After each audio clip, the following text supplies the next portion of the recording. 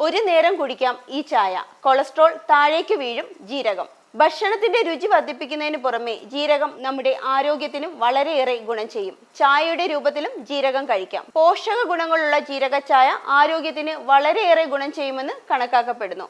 ജീരകം ആന്റി ഓക്സിഡന്റുകളുടെ വളരെ നല്ല ഉറവിടമായി കണക്കാക്കപ്പെടുന്നു. മാത്രമല്ല കോശങ്ങളെ കേടുപാടുകളിൽ നിന്ന് സംരക്ഷിക്കുകയും ചെയ്യുന്നു.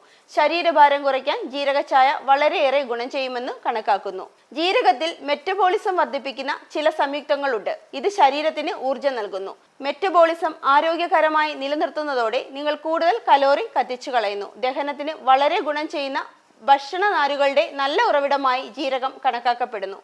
ജീരക ചായ കുടിക്കുന്നത് വയർ ദീർഘനേരം നിറഞ്ഞതായി നിലനിർത്തും. ഇത് കലോറിയുടെ ഉപഭോഗം കുറയ്ക്കും. ആർത്തവകാലത്ത് ജീരകവെള്ളം കുടിക്കുന്നത് വയറുവേദന, നടുവേദന, മറ്റു അസ്വസ്ഥതകൾ എന്നിവ തടയും. ജീരകത്തിൽ ആന്റി ഇൻഫ്ലമേറ്ററി ഘടകങ്ങൾ കാണപ്പെടുന്നു.